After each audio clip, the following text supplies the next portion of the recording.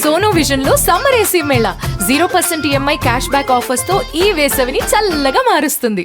Interview వినని concepts విన్నప్పుడు ప్రేక్షకులు కూడాను చాలా ఎంటర్టైన్ అవుతారు. అందుకని చాలా వేటాడి పట్టుకున్నాను రాజ్ కుమార్ని. ఏంటి అంత బిజీ ఏంటి? లేదు భయ్య, జనరల్గా ఏంటంటే నాకు ఒక చిన్న మైండ్ లేదండి. గతాన్ని చెప్పుకుంటున్నామంటే వాడికి పని లేదని అనుకుంటారని నేను ఎప్పుడు గతాన్ని తవ్వుకోను. ఓకే, వన్స్ ఒకసారి అయిపోయిందంటే అయిపోయింది, నెక్స్ట్ నెక్స్ట్ అన్నట్టుగా ఉంటాను. నేను ఇంతవరకు నా కెరీర్లో నేను అదే చేస్తూ వచ్చాను. చాలా అప్ అండ్ డౌన్స్ చూసాం, హిట్లు చూసాం, ఫ్లాపులు చూసాం, సంతోషం, విషాదాలు అన్ని చూసాం, చీకటి విరుదులు అన్ని చూసాం. కె రాఘవేంద్రరావు గారు షూటింగ్ నుంచి ఆర్కే టెలి షో, ఇంద్రధనస్ అనే షూటింగ్ జరుగుతుంది. కొత్తగా మొన్నే స్టార్ట్ అయింది. అది ఈ మంత్లోనే, ఏప్రిల్లోనే టెలికాస్ట్, మంత్ ఎండ్లో స్టార్ట్ అవుతుంది. సో అదొకటిను. తర్వాత మన అనిల్ కడియాల గారు, ప్రవీణ గారు ఉన్నారు కదా, జ్ఞాపిక ఎంటర్టైన్మెంట్స్, వాళ్ళది శ్రీవల్లి అనేది ఒకటి స్టార్ట్ అయింది అనమాట. అది ఈటీవీకి. ఇది ఇంద్రధనుస్ వచ్చేసి ఆర్కే టెలి షో వాళ్ళది వచ్చేసి స్టార్మా. ఒక్కొక్క సీరియల్కి కమిట్ అయ్యారు అంటే ఒక సీరియల్ యాక్టరు ఒక 3-4 సంవత్సరాలు కంటిన్యూస్గా అంటే డిపెండ్స్. అది భయ్య ఎట్లా ముందే చెప్తారా ఇన్ని ఎపిసోడ్స్ అని? కమిట్మెంట్ ఉండదు, చెప్పరు. మినిమం ఒక 100-200 ఎపిసోడ్స్ అయితే ఉంటాయి. అగ్రిమెంట్ ప్రకారం, పేపర్ ప్రకారం చూసుకుంటే 1 year ఉంటుంది, అగ్రిమెంట్ ఉంటుంది. ఈ మధ్యన అది కూడా కాదు, ఇన్ని ఎపిసోడ్స్ అని ఉంటుంది అనమాట.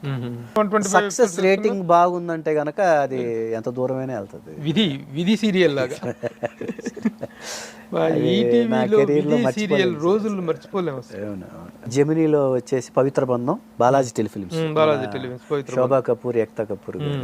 అసలు వాళ్ళ బ్యానర్ లో అయితే నేను almost Hindi serials remake, Telugu అన్ని సీరియల్స్ రీమేక్లు ఆల్మోస్ట్ దగ్గర నేనే చేశాను. నేను ఇప్పుడు ఈ 2 సీరియల్స్ తోటి you are occupied for 1.5-2 years అంటే అంతగా 2 years గ్యారంటీ. 2 years ఆక్యుపైడ్ అనేటువంటిది చెప్పుకోవచ్చు. అందులో రాఘవేంద్రరావు గారి కంపెనీలో ఎలాగంటే సబ్జెక్టులంతా ఆయన పెద్ద ఆయనే చూస్తారు. ఎక్కడ కూడా కథ ఎక్కడ మిస్ అవ్వకుండా జాగ్రత్తగా ఆయన గైడ్ చేస్తూ ఉంటారు. సో ఎక్కడ రేటింగ్స్ కూడా తగ్గకుండా చూసుకుంటూ ఉంటారు. వస్తుంటారా సెట్స్? అయ్యో, ఆయన ప్రతిదీ అబ్జర్వ్ చేస్తారు, పెద్ద ఆయన చూసుకుంటుంటారని. కథ కూడా ఇలాగ వెళ్ళాలని సజెషన్స్ ఇస్తుంటారు. ఒకసారి వెళ్ళిపోదాం ఫ్లాష్ బ్యాక్. ఎక్కడికి వెళ్ళిపోదాం? 1989. నాకు జర్నలిస్ట్గా అప్పటికి 2 years, 88-89. నేను మీతో స్టార్టింగ్, నా కెరీర్ స్టార్టింగ్ నుంచి నేను మిమ్మల్ని కలుస్తూనే ఉన్నాను. సో 90లో గురువు గారిది, 90లో గురువు, అమ్మ రాజీనామా. ఎలా సెలెక్టెడ్ దాంట్లో? 1989 ఏప్రిల్కి ఇంజనీరింగ్ నుంచి బయటకు వచ్చేసాను, కాలేజీ నుంచి. 89 December 6వ తారీఖుని మద్రాసులో కాలు పెట్టాను. ఓహో, డేట్ బాగా గుర్తుంది. ఇంకా మామూలు అప్పట్లో ఏంటంటే అంతా నీకు తెలియదే ఉంది భయ్య, ఆల్బమ్లు పట్టుకొని తిరుగుతూ ఉండేవాళ్ళం. మా ఫాదర్ దగ్గర చాలా బతిమలాడి రావాల్సి వచ్చింది. ఒప్పుకోలేదు ఆయన. అంటే బేసిక్గా ఆయన ఆర్టిస్ట్, మంచి స్టేజ్ ఆర్టిస్టు. పరిషత్తుల్లో నందమూరి తారక రామారావు గారి చేతుల మీదుగా ప్రొద్దుటూరు పరిషత్తుల్లో ఆయన అవార్డ్స్ తీసుకున్నాడు. ఆయన రాయలసీమ జిల్లాల్లో వాటన్నిటిలో బెస్ట్ యాక్టర్ ఆయన. ప్లస్ సినిమాల్లో కూడా ఒక దగ్గర 7-8 సినిమాలు చేశారు ఆయన. కోడి రామకృష్ణ గారు, కట్టా సుబ్బారావు గారి దగ్గర, తర్వాత వాటి దగ్గర ట్రై చేసి అప్పట్లో చేశారు. ఈయనది ఏంటంటే మున్సిపాలిటీలో టౌన్ ప్లానింగ్ ఆఫీసర్ ఆయన, టౌన్ ప్లానింగ్ డిపార్ట్మెంటు. గవర్నమెంట్ ఆయనకి ఒక ఇది ఇచ్చిందనమాట, ఒక మెమో లాగా, మీరు ఉంటే జాబ్ చేయండి, లేదంటే సినిమాలు చేసుకోండి. ఎందుకంటే చాలా కీ పోస్ట్ అయింది టౌన్ ప్లానింగ్ అంటే చాలా కీ పోస్ట్ అది. నాన్న ఇంకా పిల్లలు పెద్దోళ్ళు అవుతున్నారు, ఆడపిల్ల కూడా పెద్దమ్మాయి అవుతుంది, మనం ఇంకా ఇవన్నీ వదిలేయాలి అనేసి ఇంకా తర్వాత వదిలేశారు ఆయన సినిమాలు వదిలేసి జాబ్ అలాగా కంటిన్యూ అయిపోయాను. అందుకు ఆయనతో పాటు నన్ను తీసుకెళ్తుండేవాళ్ళు అప్పుడప్పుడు ఈ మెద్రాస్కి షూటింగ్లకి. తీసుకెళ్తున్నప్పుడు ఆయన సంగతి ఏమో కానీ నాకు పట్టుకుంది ఆ పిచ్చి. సో ఆ విధంగా ఒకసారి కడపలో, అప్పుడు నాన్న కడపలో జాబ్ చేస్తున్నారు, ట్రాన్స్ఫర్స్ రీత్యా ఎవ్రీ 3 years ఆయన ట్రాన్స్ఫర్స్ ఉంటాయన్నమాట. బావి పౌరుల్లో ఒక సినిమా, ఇది 1976. ఆయన కడపలో కిరణ్ భాష అని, తర్వాత ఆయన మున్సిపల్ చైర్మన్గా కూడా చేశారు ఆయన. వాళ్ళు ఆ సినిమా చేశారు, దాంట్లో ఈయన మెయిన్ విలను. ఒకసారి ఆయనతో పాటు ఆ కడపలోనే షూటింగ్ తీసుకెళ్తే ఎవరో కుర్రోడు, చిన్న కుర్రోడు రాలా షూటింగ్కి. ఆ సినిమాకి పిఎం వెంకటేశ్వరరావు అని ఎవరో డైరెక్టర్ అప్పట్లో. ఆ అబ్బాయి రాలేదు అంటే నన్ను చూసి చేస్తావు నువ్వు అది, మా నాన్నమోహన్ చూశాను నేను. ఆయన నా సైడు, ఆయనకి ఏం చెప్పాలో అర్థం కావట్లా, నేను చేస్తా అని చెప్పాను నేను. అప్పుడు అందులో ఒక హ్యాండిక్యాప్డ్ క్యారెక్టర్ అది. ఆ కొండల మీద ఆ విలన్ తీసుకొచ్చేసి కొడుతూ ఇది ఏదో అంటే, సార్ నన్ను ఎందుకు తీసుకొచ్చారు సార్, నేను మా అమ్మ నాన్నను వదిలిపెట్టి ఉండలేను సార్, నన్ను మా ఇంటికి పంపించేయండి సార్ ప్లీజ్ సార్ అని. ఆ డైలాగ్ కూడా ఇంకా మర్చిపోలేదు నేను. అలాగా క్యాజువల్గా జరిగిపోయింది. ఆ సినిమాలో ఒక ఇంపార్టెంట్ రోల్ చేస్తాను నేను చైల్డ్ ఆర్టిస్ట్గా. 8-9-10 సంవత్సరాల లోపే. ఒక రకంగా చెప్పాలంటే 76-77లో నా ఫస్ట్ ఎంట్రీ కెమెరా ముందు. నేను చూసిన ఫస్ట్ సినిమా షూటింగ్ దానివేరు సూరకర్ణ. అది ఎట్లా? రామారావు గారిది, రామకృష్ణ సినీ స్టూడియో. మా నాన్నగారు గురువు గారే వాటన్నిటికీ డిజైన్ ఇదనమాట, ప్లానింగ్. అప్పట్లో రామారావు గారికి చాలా క్లోజ్ ఆయన, వెంకటరామనారెడ్డి గారు అనేసి ఆయన.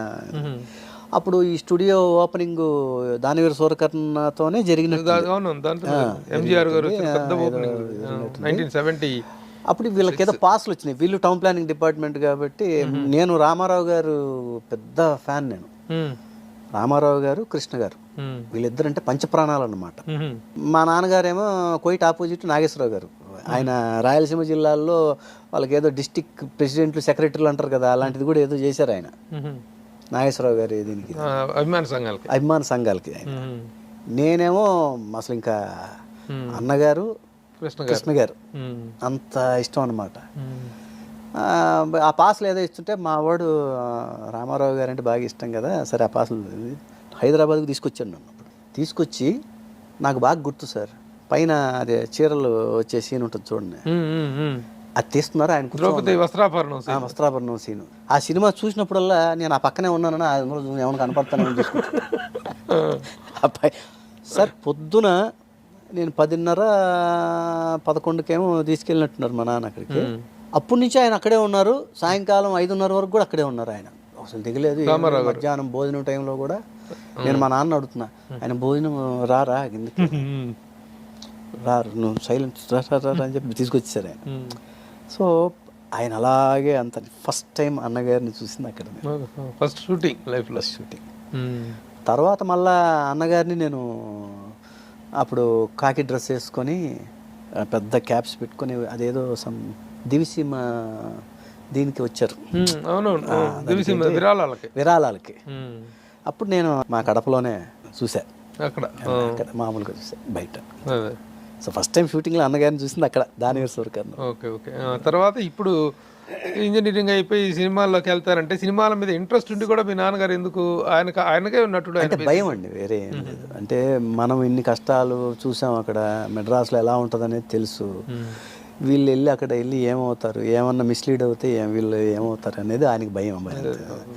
కాకపోతే నేనేమంటానంటే నేను ఇన్స్టిట్యూట్లో చేరతా, నేను ఇది చేస్తానని చెప్పి ఇది చేస్తే లాస్ట్కి నా బాధ తట్టుకోలేక, అయితే చాలా కాలేజీలో ఉన్నప్పుడే చాలా స్టైలిష్గా మెయింటైన్ చేసేవాడిని, డ్రెస్సులు గిస్సులు అసలు మామూలుగా. అసలు ప్రతి ఒక్కరు ఏదో ఒకటి అంటుంటారుగా, నువ్వు యాక్టర్ లాగా ఉన్నావు, ఆ యాక్టర్ లాగా ఉన్నావు, ఈ యాక్టర్ లాగా అంటుంటే మనం ఇంకా అసలు రెచ్చిపోతుంటాం. ఇంకా లాస్ట్కి మా నాన్న వాళ్ళ కొలీగ్స్ కూడా, శంకరనారాయణ మీ వాడు ఏదో అంత ఇంట్రెస్ట్, ఏదో 1 year అంటున్నాడు కదా, ఏదో వదిలి చూడు ఏముంది, మనం అందరం ఉన్నాం కదా, మెల్లగా లాక్కొచ్చేద్దాంలే ఏముంది అది జీవితంతో. తర్వాత మా నాన్నగారు 1 year కాదు 2 years టైం తీసుకో, నువ్వు ఇన్స్టిట్యూట్లు గట్రా ఇట్లాంటివన్నీ ఏమొద్దు, నువ్వు ఇంజనీరింగ్ చదివే 4 సంవత్సరాలు చదువు, 6 సంవత్సరాలు చదివావు, స్ట్రాంగ్ ఇంజనీర్ అనమాట నేను. 6 సంవత్సరాలు ఇంజనీర్, 6 years ఇంజనీర్. వద్దు మళ్ళీ ఇన్స్టిట్యూట్లో టైం వేస్ట్ చేసుకోవద్దు, అదేదో ప్రయత్నాలు చేసుకో అని చెప్పి అంటే గుర్తునే పంపకుండా మా నాన్న నన్ను ఒక ఇల్లు తీయించి జాగ్రత్తగా, తర్వాత ఒక కారు ఒకటి ఇప్పించి మెడ్రాస్లో పెట్టారనమాట. ఆ కారు అప్పుడు నెల్లూరులో జాబ్, నాన్న అప్పుడు నెల్లూరులో ఉన్నారనమాట. మా పక్క స్ట్రీట్లోనే ఫతేఖాన్పేట ఏరియా అది. మేము ఉండేది తెక్కెమిట్ట. ఆ పక్క స్ట్రీట్లోనే చిరంజీవి గారి ఇల్లు అనమాట. ఏ ఏరియా? టీ నగర్ కదా? కాదండి, నెల్లూరులో. నెల్లూరులో సంగతి. నెల్లూరులో. ఓకే. అప్పుడు నాన్న నెల్లూరులో జాబ్ చేస్తున్నారు. చిరంజీవి గారు కారు అమ్ముతున్నారని ఎవరు ఏజెంట్ ద్వారా నాన్నకు తెలిసింది. వెంటనే నాన్న వెళ్ళి చూడడము, చూసి అది పెట్రోల్ బండి తీసుకొని ఆ బండి ఇంకేం మాట్లాడకుండా ఈ ఏజెంట్లు చెప్పారు మధ్యలో, సార్ ఆయన చిరంజీవి గారు వాడిన కార్ అది, నెంబర్ కూడా TSC 2 అది, తర్వాత ఆయన పేరు మీదే ఉంది కార్ అది, ఇప్పుడు అమ్ముతున్నారు దాన్ని. ఇంకేం మాట్లాడకుండా మా నాన్న ఫస్ట్ ఆ కార్ కొనేసాడు. ఓకే. సెంటిమెంట్ చిరంజీవి గారి కారు. యాక్చువల్గా కొత్త కారు కొనాలని అనుకుంటా ఉండి ఈ విషయం తెలియడంతో అది మైండ్లోంచి తీసేసి ఈ కారు కొనేసాడు అనమాట. కొనేసిన తర్వాత మళ్ళీ దాన్ని ఏదో అంతా రిపేర్లు అన్నీ చేసి మొత్తం టింకరింగ్, పెయింటింగ్, బ్రాండ్ న్యూ. అప్పట్లో అంతా ఆ విజయవాడ నుంచి ఇసూజు ఇంజన్లు తీసుకొచ్చి ఇంజన్లు వేసేసి, డీజిల్ ఇంజన్లు వేసేసి రెడీ చేసి దాన్ని పక్కాగా చేసి మెడ్రాస్లో నన్ను పెట్టాడు. ఇల్లు కారు చేసి ఇక చూసుకున్నాను. నీ కాలేజీకి ఎంత డబ్బులు పంపుతున్నానో దానికన్నా ఇంకొక 1000 రూపాయలు ఎక్స్ట్రా పంపుతూ జాగ్రత్త చూసుకోను. అది చేసి ఇంక ప్రయత్నాలు స్టార్ట్ చేసాం.